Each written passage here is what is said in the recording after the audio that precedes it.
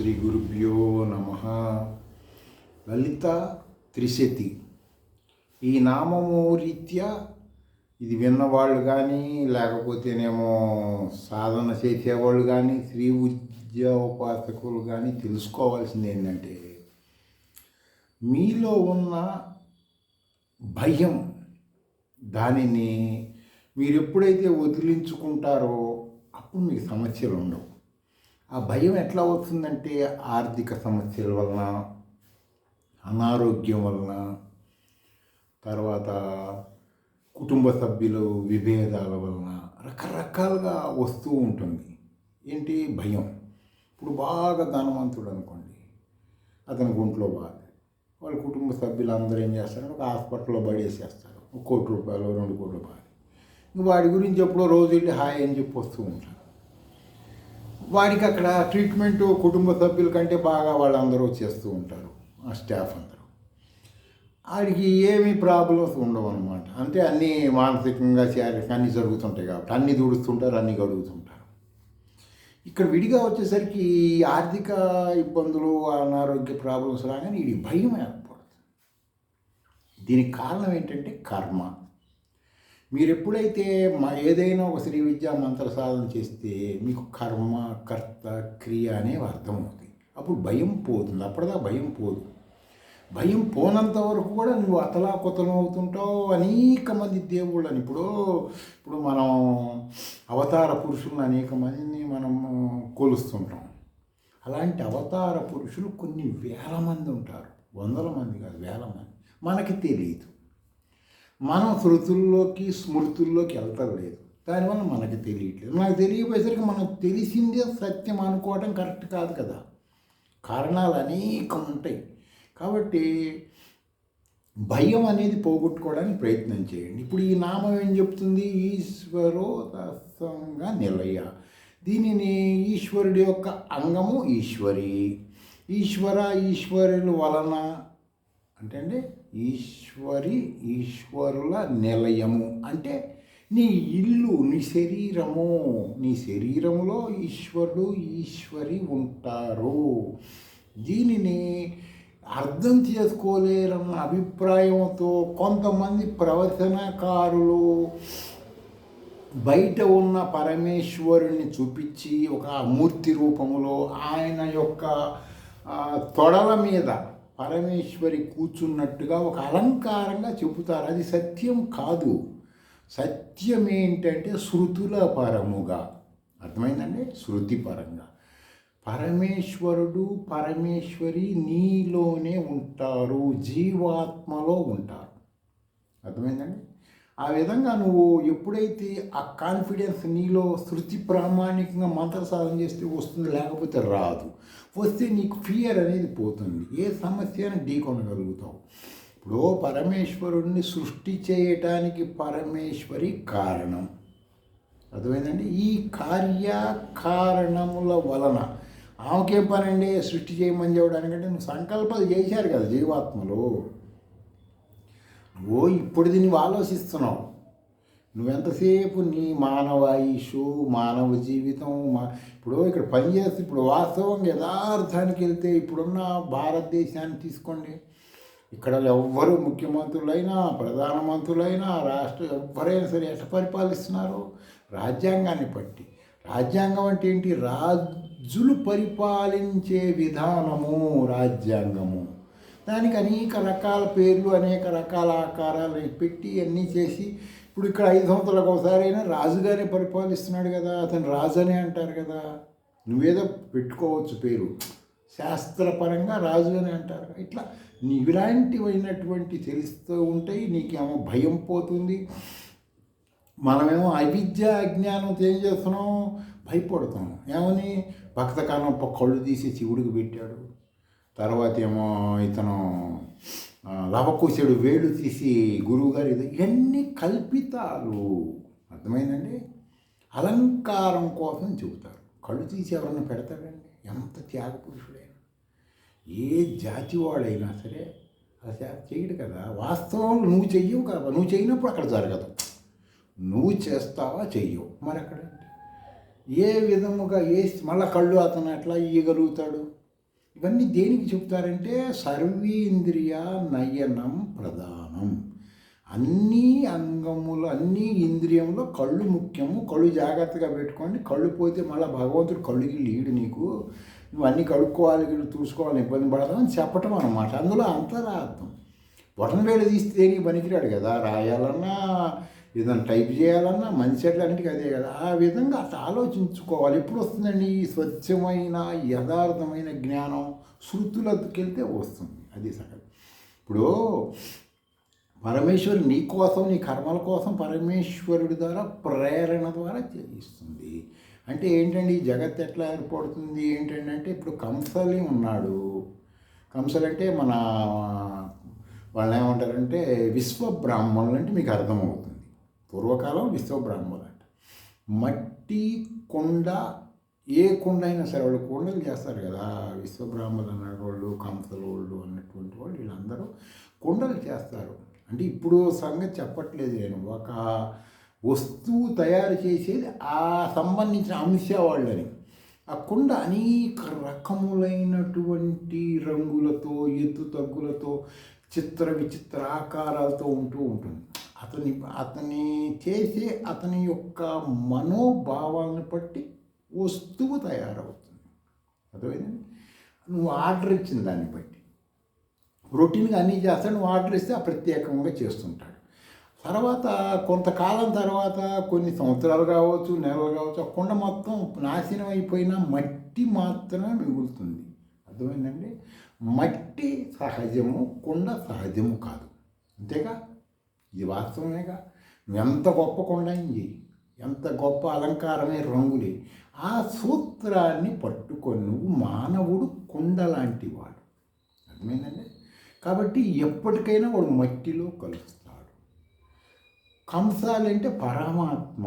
నీ కర్మలను బట్టి మళ్ళా ఆ మట్టిని జీవాత్మ ఇంకొక రూపం మారుస్తూ ఉంటాడు. ఈరోజు ధనవంతుడు, రేపు దరిద్రుడు, రేపు అట్లా రకరకాలుగా మారుతూ ఉంటాయి నీ కర్మలను బట్టి. కాబట్టి ఈ జ్ఞానం వస్తే నీకు ఏం చేస్తావు? ఎట్లా వస్తుంది? శ్రీ విద్యా మంత్ర సాధన ద్వారా ఈ జ్ఞానం వస్తుంది. ఆ జ్ఞానం కలిగిందనుకోండి, నీ ఆటోమేటిక్ నీ కర్మల గురించి, నువ్వు వాటి గురించి, వీటి గురించి, నీ జననము, మరణము, మంచి చెట్లు, లాభ నష్టాలు, భయాందోళన ఇవన్నీ కంట్రోల్ అవుతాయి. ఇప్పుడు ఒక చిన్న ఉపమానం ఏంటంటే, ఉపమానం అంటే ఇప్పుడు పేర్లు పెట్టుకునే వాళ్ళందరూ ఏం చేస్తున్నారంటే సృష్టి ఒక మానవ ముఖ నిర్మితమైన శాస్త్రములను బట్టి పెట్టుకుంటున్నారు. దానివల్ల సమస్యలు వస్తే వాడు ఢీకొనలేకపోతున్నాడు, భయపడుతున్నాడు. పూర్వకాలం అట్టుండేది కాదు. వాళ్ళ పూర్వీకుల్లో విజయం సాధించిన వాళ్ళు, వాళ్ళ వంశంలో విజయం సాధించిన వాళ్ళు, లేకపోతే గొప్ప వాళ్ళకి సంబంధించిన వాళ్ళు, మంత్రదృష్టి అలాంటివి ఉండేవి పేర్లు. దానివల్ల ఏంటంటే వాడు ఆ పేరు కలిగిన ఆ శబ్దం వలన వీళ్ళు కాన్ఫిడెన్స్ అనేది వచ్చేది, మేము ఫలానా వాళ్ళ అంశ అని. అర్థమైందండి? ఇప్పుడు చూడండి, ఒక కోటీశ్వరుడు కొడుకున్నానికి ఈడి బికారోడైనా సరే ఈడేమంటాడు, మా నాన్న కోటీశ్వరుడు అంటే వాడి డబ్బులు వీడు ఖర్చు పెట్టుకోవచ్చు కదా. ఆ విధమైన ఆలోచన అన్నమాట అట్లా వస్తూ ఉంటుంది. పూర్వం వచ్చేసి ఇప్పుడు మనం సహజంగా ఏం చేస్తారు అందరూ, రాముడు ఒక్క అతన్నే మనం ఎంతసేపు చాలా గొప్ప వ్యక్తిగా చూస్తాం. ఆ ఇక్ష్వాకు వంశంలో రాముడు లాంటి వాళ్ళు అనేక మంది ఉన్నారు, మనకి తెలియదు. అర్థమైందండి? మనకి తెలియదు. మనకి తెలియనప్పుడు ఏం చేస్తున్నాం మనం, మనకి తెలియజేసింది ఇదే కాబట్టి ఇట్లాగే చెప్పుకుంటున్నాం. పూర్వం వచ్చేసి ఈ యొక్క ఇప్పుడు చెప్పే దాంట్లో ఇది పేర్లు కొన్ని వచ్చినాయి అనుకోండి. ఇప్పుడు మన భారతంలో ఒక పేరు, అదే పేరు రామాయణంలో. అదేంటండి, రామాయణంలో ఉన్న వ్యక్తి భారతం, ఇక్కడ కన్ఫ్యూజ్ అవుతున్నారు ప్రజలు. కన్ఫ్యూజ్ ఇవన్నీ అసత్యం అంటారు. ఇతిహాసములు జరిగిన హిస్టరీ చిన్న చిన్న పొరపాట్లు ఉంటాయి, కానీ మొత్తం ఎక్కువగా కల్పితాలు ఉండవు. అర్థమైందండి? పూర్వం ఇప్పుడు వాళ్ళు కొంతమంది ఋషులు వచ్చేసి కారణ జన్మలు, అవతార పురుషుల్లా కారణ జన్మలు, కానీ వాళ్ళకి గుర్తింపు కానీ అవి కోరుకోకుండా వాళ్ళు మామూలుగా పుడతాం, ఆ పని అయిపోగానే వెళ్ళిపోతారు. వాళ్ళు ఎందుకు పుట్టారు? వాళ్ళని కారణ పురుషులు అంటారు. ఆ కారణం కోసం పుట్టారు, కారణం అయిపోగానే వెళ్ళిపోతారు. మా అజ్ఞానుల విద్యాపరులు దానికి ఏదేదో ఊహించుకుంటూ ఉంటారు. ఇప్పుడు ఇక్ష్వాకు అనబడేటువంటి వంశంలో మిత్ర సకుడు అనబడే ఒక రాజు ఉండేవాడు. చాలా పవర్ఫుల్ అనమాట, చాలా పవర్ఫుల్. అతను కూడా అశ్వమేధ యాగాలు చేశాడు, అనేక రకాలు జరుగుతుంటాయి అన్నమాట. సరే, ఈ ప్రజలకి యథార్థమైనటువంటి వేదధర్మం తెలియజేసే ప్రయత్నం ఆనాటి రాజులు, ఋషులు అందరూ కూడా సామాన్య ప్రజలకు ఆ జ్ఞానం అందించేవాళ్ళు. ఇప్పట్లాగా అలా లేనివి ఉన్నట్టు, ఉన్నవి లేనట్టు గుళ్ళు, బాబాలు, అవధూతలు, ఫకీలు ఇవన్నీ అస్తవ్యస్తంగా ప్రజల్ని భ్రష్టులను చేస్తున్నారు. ప్రజలకు భయం పోకుండా చేస్తున్నారు. ఎప్పుడు భయపడుతూ ఉండాలి, ఎవడేదో ఒకటి చూడకపోవాలి. అంతేగాని వాడెవడు, ఆ గుళ్ళో ఉండేవాడు ఎవడు నాకంటే పవర్ఫుల్ వాడు, ఏది హిస్టరీలో ఏది అని అనేటువంటి ఫీలింగ్ రావటం లేదు ఎవరికి, జీవుడికి. ఎప్పుడు వస్తుంది? మంత్ర సాధన చేస్తే వస్తుంది. వాడికంటే నేనే పవర్ అని రావాలి, అప్పుడు భయం పోతుంది. ఆ భయం పోతేనే వాడికి యథార్థమైన పరమేశ్వర జ్ఞానం, ఆత్మజ్ఞానం, పరమాత్మ జ్ఞానం. అప్పటిదాకా భయం పోనంతవరకు వాడు తిరుగుతూనే ఉంటాడు, ఏదో ఒక భయంతోనే పోతాడు. సరే, ఈ రాజుగారు ఏం చేస్తాడంటే అనేకమైన ఒకసారి అడవిలోకి వేటకి, ఇప్పుడు రాజులందరూ ఏం చేసేవాళ్ళు అంటే బాగా ప్రజల డబ్బుతో తిని తిని తిని తిని బలిసిపోయి ఉంటారు. వాళ్ళకి అప్పుడప్పుడు వినోదం కావాలి, లేదా సోమరిపోతులు అవుతారని అక్కడ ఉండేటువంటి రాజులో అంతరంగిలో వేటకు పంపిస్తారు. తిరిగి వస్తాడు, అలసిపోతాడు, లేదా రెస్ట్ వస్తుంది శరీరానికి అని, బాగా వ్యాయామం లాగా. ఈయన కూడా వేటకి వెళ్ళినప్పుడు ఆ రోడ్లో రథం పోదు, గుర్రం మీద పోవాలి. అక్కడికి వెళ్ళిన తర్వాత కొంచెం దూరం సరే అని చెప్పి అక్కడ దగ్గరలో ఒక ఆశ్రమం ఉంటే వశిష్ఠ ఆశ్రమం, ఆయన కొడుకు వాళ్ళు వస్తుంటారు, ఆయన పిల్లలు. సో రాజుగారు వచ్చేసి తప్పుకోమంటే వీడు తప్పుకోబోయే వాడిని కొట్టి వెళ్ళిపోతాడు, పక్కకి నెట్టేసి. అర్థమైందండి? కొట్టేసి పక్కకి నెట్టి వెళ్ళిపోతాడు. సరే, అక్కడ దగ్గరలో ఈ యొక్క ఋషికి యాంటీ వర్గం అప్పుడు ఉండేది, ఇప్పుడు ఉండేది. అంటే ఇప్పుడు వ్యక్తిగత కక్షలు, అప్పుడు లోక ఉద్ధరణ కక్షలు, జ్ఞానం ప్రజలకు తెలియజేసే కక్షలు. ఆ యొక్క కర్మ ద్వారా ప్రజల జ్ఞానం రావాలి. అక్కడ ఒక విశ్వామిత్రుడు అని ఒక అతను ఉంటాడు, అతను ఇవన్నీ చూస్తాడు. చూసి సర్లే ఈ రాజుగారికి వీళ్ళకి పడదని మనసులో పెట్టుకుంటాడు, అయిపోతుంది సబ్జెక్ట్. సరే, వేటకి వెళ్తాడు, ఇతను ఆ పని చూసుకుంటాడు, వస్తుంటాడు. వచ్చేటప్పుడు ఏం చేస్తాడు, అంతా అయిపోయిన తర్వాత ఆ రాక్షసులు ఇద్దరు వాళ్ళు ఏ రూపమైనా మార్చుకోవచ్చు. వాళ్ళు 2 సింహాల రూపంలో శృంగారం చేసుకుంటూ ఉంటారు, ఆడ మగ. అదొక వాళ్ళ పూర్వకాలం ఆ విధంగా వాళ్ళకి. ఇప్పుడు వాళ్ళకి కూడా నువ్వు కనుక సరిగ్గా కృషి చేస్తే శరీరాలు మార్చుకోవడం, ఇక్కడొకళ్ళు అక్కడొకళ్ళు. ఒక యోగి ఆత్మకథలో ఉన్నాయి కదా ఇవన్నీ. విక్రమార్కుడు దేవలోకం పోయాడని, తర్వాత ఈ మధ్యకాలం ఒక యోగి పరమహంస యోగానంద కాలంలో వాళ్ళు గురువు గారు పలానోళ్ళకి కనపడి ఇట్లా వాళ్ళు మార్చుకుంటూ ఉంటారు. అప్పుడు ఏం చేస్తాడు, ఈ రాజు ఒక బాణం వేసి కొడతాడు. కొట్టగానే ఒక సింహం చచ్చిపోతుంది. రెండో సింహం వెంటనే రాక్షసుడు, అంటే రాక్షసుడు అంటే మీరేదో ఒక భయంకరమైనటువంటి రూపంగా, తర్వాత కూరలు పళ్ళు, సినిమాల్లో పొట్ట కూటి కోసం సినిమాలు తీస్తారు. సినిమాలు సత్యం కాదు, గుర్తుపెట్టుకోండి. సినిమాల్లో పురాణాల్లో 10% ఎలా ఉంటుందో జ్ఞానము, సత్యము, సినిమాల్లో పూర్వకాలం సినిమాదే కొద్దిగా లాభాల కోసం తీస్తారు కదా. నిన్ను నన్ను ఉద్ధరించడానికి తీరు కదండి. రాముడు తీసినా, కృష్ణుడు తీసినా, వెంకటేశ్వర తీసినా, ఏ సినిమా తీసినా దేనికోసం తీస్తారు? వాళ్ళందరూ విలాసవంతమైన జీవితం గడపటానికి అమాయకులటువంటి అజ్ఞానుల విద్యాపరులు, మానసిక దౌర్భాగ్యుల రక్తం పిండి డబ్బు రూపేణ వాళ్ళు విలాసాలు అనుభవిస్తానికి. నిన్ను నన్ను ఉద్ధరించడానికి సినిమాలు తీరు కదా. ఆ విధంగా అట్లా చూపిస్తారు రాక్షసులు. అట్లా వాస్తవంగా ఇప్పుడు నువ్వు అట్లా అవ్వలేరు కదా. రాక్షసుడు అంటే ఏంటి అర్థం? శృతుల ప్రమాణంగా ఫుల్ నెగిటివ్ ఎనర్జీ. వాడికి అన్ని మంత్రాలు తంత్రాలు వచ్చినా వాడు మారకుండా నెగిటివ్ ఉండేవాడిని రాక్షసుడు అంటారు. వాడు ఎంత చూస్తాడు, ఈ మనసులో పెట్టుకుంటాడు, నీ సంగతి చూస్తాను, టైం వచ్చినప్పుడు చూడు అని వెళ్ళిపోతాడు, అయిపోతుంది. ఈ రాజుగారు అక్కడికి వచ్చేస్తాడు. కక్షలు వీడు వశిష్ఠుడు కొడుకులకి ఇతనికి కక్ష ఉన్నా కూడా వాళ్ళ వశిష్ఠుడు మనసులో ప్రతీకారం ఇప్పట్లాగా నీచ మనస్తత్వం వాళ్ళకు ఉండదు. వాడు అనుష్ఠాన పరులు కదా. ఎవడి కర్మ వాడిది. ఎవడు ఎంతసేపు కర్మకర్త క్రియా సూత్రాలను బట్టి జీవిస్తుంటారు. వాళ్ళు వచ్చేస్తారు. రాజుగారు వచ్చేసి రాజసూయాగం మొదలు పెడతాడు. రాముడు ఒక్కడే చేయలేదండి ఓ రాజసూయాగం, అప్పుడు ప్రతి ఓడు చేసేవాడే. అర్థమైందంటే అందరూ అలాంటి వాళ్ళే. అంటే రాముడిని తక్కువ చేసి అతను ఎక్కువ చేయట్లేదు, అతని వంశంలోనే ఇతను కూడా. ఇతను హోమం ఈ మొత్తం పూర్తి చేసిన తర్వాత ఎవరి ఆధ్వర్యంలో, వశిష్ఠుడు ఆధ్వర్యంలోనే చేస్తాడు. ఇది భారతంలో రామాయణంలో ఉంటాయి, మీరు చూసుకుంటే తెలుస్తుంది.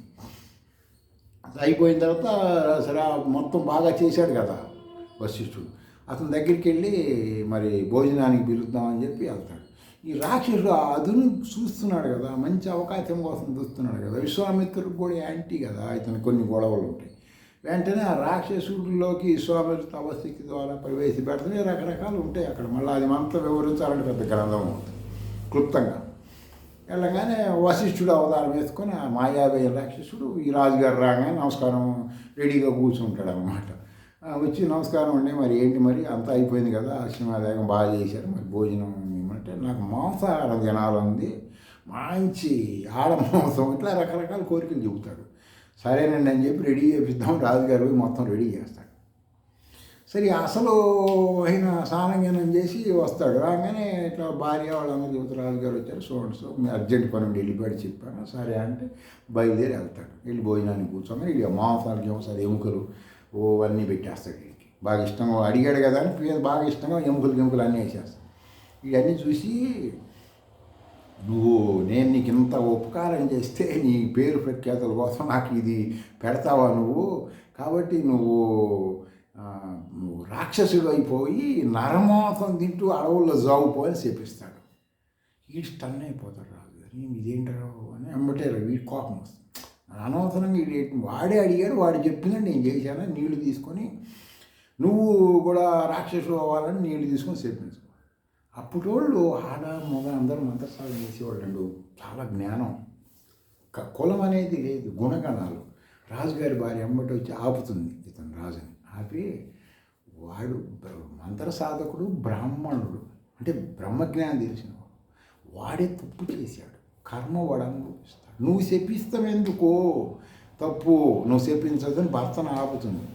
ఆపంగానే మరి నీళ్లు తీసుకుంటాడు కదండి. ఇప్పుడు చాలామంది అంటారు మాకు ప్రయోగం చేత కావట్లేదు అది ఇదంటే, ఇప్పుడు ఏదో 10 లక్షల మంత్రం చేసావు, ఆ నీళ్లు తీసుకొని వాడి కొంప మీదకి వెళ్ళి రాత్రిపూట నీళ్లు తీసుకొని ఆ మంత్రం చేసినటువంటిది అక్కడ చేసి ఆ మంత్రం ఆ నీళ్ళు కొంప మీద చల్లాలి కదా. ఇలాంటి కొన్ని ఉంటాయి అన్నమాట. ఇవన్నీ చెప్పరు, పుస్తకాలు రాయకపోతే వీడేమో వీడిక్కడ కూర్చొని మంత్రం చేస్తూ ఉంటాడు. ఇట్లా కొన్ని ఉంటాయి ఇందులో లోటుపాట్లు. సరే ఇక అంతన వెళ్ళి నీళ్ళు వీడి భార్య ఆ మాట అనగానే గబక్క నీళ్ళు వాడి కాళ్ళ మీద పోసుకుంటాడు. నీళ్ళు ఎవరో ఒకరి మీద పోయాలి కదా, ఎవరి మీద పోస్తాడు, వాళ్ళకి తెలుసు కదా జ్ఞానం. అందుకని ఇతన్ని కల్మషపాదుడు అంటారు. అంటే జలం కల్మషం అయిపోయింది, అది కాళ్ళ మీద పోసుకుంటాడు. పాదుడు అంటే పాదం, కల్మషపాదుడు అంటారు. ఇవన్నీ ఉంటాయి, చరిత్రలో ఉంటాయి మీరు చూసుకుంటే. అందులో అప్పుడు రాక్షసుడు అయిపోతాడు. వెళ్ళిపోయి ఈ వశిష్ఠుడికి సంబంధించినటువంటి ఈ విశ్వామిత్రుడు యొక్క వలన వశిష్ఠుడి పిల్లలు మొత్తాన్ని తినేస్తాడు. కౌరవులు 100 మంది అంటున్నారు కదా, వశిష్ఠుడికి 100 మంది ఉంటారు. మనకి తెలిసింది ఈ హిస్టరీ కాబట్టి ఇదే నమ్ముతున్నాం మనం. మనకి తెలియని చరిత్ర చాలా ఉంది భారతదేశంది. బ్రిటిష్ వాడు భారతదేశ దండయాత్ర చేసి మన హిస్టరీని స్మాష్ చేసి వాడి చదువు, వాడి విద్య, వాడి వైద్యము, వాడి బట్టలు, వాడి కడ్రాయిర్లు మనకు అలవాటు చేసి మనం అదే నమ్ముతున్నాం. అర్థమైందండి? మనం ప్యూర్ కాటన్ వాడతాం, స్వచ్ఛమైన కాటన్. ఇప్పుడు రంగు వస్త్రాలు వేసుకుంటున్నాం, అది కాటన్ కాదు కదా, కెమికల్స్ కదా. మన ఆలోచనలు కెమికల్స్గా ఉంటాయి. అందుకని అర్థమైందండి? ఆ బ్రిటిష్ వాడి పరిపాలన, మొఘలు దండయాత్ర చేసిన మన చరిత్రని వాళ్ళు నాశనం మా దాంట్లో మారమని అది కొంత చేసి ఉండొచ్చు, కానీ ఎక్కువగా బ్రిటిష్ వాడి వల్ల నాశనం అయిపోయింది మన భారతీయ సనాతన ఆధ్యాత్మికం. కాపాడుకుంటూ కొంతమంది అనేక రకాల కమ్యూనిటీ వాళ్ళు భారతదేశం మీద కాపాడుకుంటూ వచ్చింది మనం ఈనాడు చెప్పుకుంటున్నాం. ఎంతో అత్యంత 100కి 1% కూడా లేదు మన సంస్కృతి. మనం చెప్పుకుంటాం అంత గొప్పది మన సంస్కృతి. సరే, అందుకే నేనేమంటాను, వలసవాద విద్య, వలసవాద మతము, వలసవాద చదువు, వలసవాద ఉద్యోగం చేసినటువంటి ప్రవచనకారులు చెప్పేది సత్యము ఎలా నమ్మాలి అని చెప్పి నేను అప్పుడప్పుడు ప్రశ్న వాళ్ళ మీద వ్యక్తిగతం కాదు, బ్రిటిష్ వాడిదంతా అనుకరించిన మీరు ఇవాళ కొత్తగా వచ్చి మన చరిత్ర ఎట్ట చెబుతారు? మీరు ఆల్రెడీ అయిపోయింది కదా మీ సీను, ఎండింగ్లో ఉన్నారు, ఇప్పుడు చెబుతున్నారు. మీరు యవ్వనంలో ఉన్నప్పుడు అవన్నీ ఆచరించారుగా, అది నేను ప్రశ్నించేది, అంతకుమించి ఏం లేదు. సరే వీళ్ళందరినీ చంపంగానే ఇంక ఈ వశిష్ఠుల వారికి కూడా పాపం చాలా బాధ. ఇదేంటిరా బాబు మొత్తాన్ని చంపేశాడని ఇంక ఊరేసుకుని చచ్చిపోదామని మొత్తం రెడీ అవుతాడు. అప్పుడు ఫెయిల్ అవుతుంది. అది ఫెయిల్ అయినప్పుడు అంతరాత్మ చెప్తుంది, ఎంత ఉపాసకుడివి, కర్మ కర్త క్రియ తెలుసు, ఇక్కడ ఎందుకు జరుగుతున్నాయి ఈ సంఘటనలు తెలుసుకోలేకపోతున్నావు, నువ్వు పూర్తి అవిద్యతో నువ్వు ఇలా చేయటం తప్పు, నువ్వు ఒక మేధా దక్షిణామూర్తి మంత్ర సాధకుడు, భువనేశ్వరిని దర్శించిన వాడివి, అలాంటి నువ్వేంటి, అసలు నీకు సంబంధం లేదు కదా, వాడి కొడుకు వాడి కర్మ కోసం పుట్టాడు, కర్మ కోసం చచ్చాడు. ఈ విధంగా అతనికి అంతరాత్మ ప్రబోధానుసారం పరమేశ్వరి జ్ఞానం మంత్ర సాధన వచ్చి నిలబడి ఇక సరేలే అని చెప్పి ధైర్యంగా నిలబడతాడు. ఇక ఈలోపు వీళ్ళు ఏం చేస్తారు, ఈడ అడవుల్లో ఉండి ఈడు మనుషులు తింటాం, అది తింటాం, ఇది తింటాం, ఈ రాజు గందరగోళం చేస్తూ చివరి గౌతమ మహర్షి ఆశ్రమానికి చేరతాడు. ఆయన మహాశక్తివంతుడు, ఇలాంటి రాకేశులందరినీ ఊదేస్తాడు అనమాట, అంత పవర్ఫుల్ ఆయన దగ్గరికి వెళ్ళి, అయ్యా మరి ఓ రోజు నా పరిస్థితి ఇది ఇట్లా చేయనండి, నా కర్మ అయిందంటే, సరే నువ్వు ఈ విధంగా కర్మ వలన జరిగింది అని కానీ వాడికి చెప్పి మంత్ర సాధన చేయని వాడికి నేర్పించి అన్నీ పంపిస్తాడు. వాడు అవన్నీ చేసిన తర్వాత మళ్ళీ మామూలుగా వచ్చి మళ్ళీ వస్తాడు. ఈ విధముగా మన భారతీయ ఈ యొక్క నామము, ఏ నామం అండి, ఈశ్వరో తుత్సంగ నిలయ, అర్థమైందండి, ఈశ్వరో తత్సంగ నిలయ. దీనికి ఈశ్వరుడు నీ నిలయం అంటే నివాసం, అర్థమైందండి. ఈశ్వరుడు నివాసం ఎక్కడుంటాడు, ఇప్పుడు మనుషులు ఎక్కడ ఉంటారు, ఇంట్లో ఉంటారు, భగవంతుడు ఎక్కడ ఉంటాడు, హృదయంలో ఉంటాడు. ఈ విధంగా ఈ ఒక్క నామానికి ఇంత వివరణ చెప్పాల్సి వస్తుంది. చిన్న వివరణ కాదండి, ఇది చాలా చాలా కుదించి చెబుతున్నా. కాబట్టి మీరేం నేర్చుకోవాలంటే ఈ నామాన్ని బట్టి ఫియర్, భయం అనేది ఉండదు. ఆర్థిక సమస్యలు వచ్చినాయి, మన కర్మ మనం ఏనాడో చేసిందే కదా ఈనాడు ఇబ్బంది పడుతున్నాం. ఇప్పుడు పుట్టుకతోనే వాడెవడో, ఇప్పుడు చంద్రబాబు నాయుడు మనవడు, రేవేందర్ రెడ్డి మనవడుగా పుట్టినాడు అనుకోండి, వాళ్ళకి ఇప్పుడు మన జరిగిన హైదరాబాద్లో ఫుట్బాల్ మ్యాచ్ లేవు, ఆడు 100 దేశాలు ఎదురు చూసేవాడు వచ్చి వాడు మనవడితో ఆడుకున్నాడు కదా, ఎక్కడ వాడి అదృష్టం, వాడి కర్మ ఫలితం అది. మనం దాని గురించి అది అట్లా మనం ఆలోచించాలి, వాడి కర్మ ఫలితం అది, వాడికి అలా పుట్టాడు. మరి ఇప్పుడు పుట్టినోడు వాడి ఆ రేవేందర్ రెడ్డి మనవడు, చంద్రబాబు నాయుడు మనవడి జాతకాన్ని బట్టి ఇప్పుడు ఒకడెవడో పుట్టి ఈడి జాతకం తీస్తే విభిన్నంగా ఉంటాయి కదా, ఎట్లా మరి. కాబట్టి మీరు జాతకాలు అనేది కూడా నమ్మకుండా ఏమి నమ్మాలి, నిన్ను నువ్వు నమ్ముకోవాలి, పరమేశ్వరుని నమ్మాలి. ఎప్పుడు లలితా సహస్రనామం కానీ అలాంటివి మీ యొక్క గురువుల ద్వారా తెలుసుకున్నవి శాస్త్రీయంగా, శృతి ప్రామాణికం, గుర్తుపెట్టుకోండి. శృతి విరుద్ధంగా చేస్తే మనకు తెలియదు మీ జ్ఞానం అంత. వాడి కళ్ళు తీసి ఇడి పెట్టాడు, వేళ్ళు తీసి పెట్టాడు, పేక్కోసి, ఇవన్నీ అలౌకికంగా అలౌకికమైన సత్యమైన విషయాన్ని మిమ్మల్ని చిత్తాభ్రమణంలో గురిపెట్టి స్కిజోఫోనియా అని కూడా డిసీజ్ గురి చేస్తారు ఎవరో, ఈ దృశ్య ప్రపంచ ఆధ్యాత్మికంలో కొంతమంది. కాబట్టి మీరు శృతులను నమ్ముకోండి. ఏదైనా ఒక హెల్త్ ప్రాబ్లం వచ్చింది, ఏం భయపడాల్సిన పని లేదు. నిన్నేం తిన్నాం, మొన్నేం తిన్నాం, మనకి ఈ ప్రాబ్లం వచ్చిందని ఆలోచించండి. ఆలోచిస్తే ఆటోమేటిక్గా అర్థమవుతుంది. కాస్త నీళ్ళు ఎక్కువ తాగుతుంటే సెట్ అయిపోతుంది. ఈ విధంగా ఆలోచించుకొని శ్రీ విద్యలోకి రండి, శ్రీ విద్య గురించి తెలుసుకోండి. మీకు శ్రీ విద్య మీద ఇంట్రెస్ట్ ఉంటే మీకు మెయిల్లో పెట్టండి. మొన్న మధ్య దాంట్లో ఫోన్ నెంబర్ చెప్పా, ఈ 1st తారీఖు తర్వాత ఇంకో ఫోన్ నెంబర్ కూడా చెప్తాను. స్వస్తి.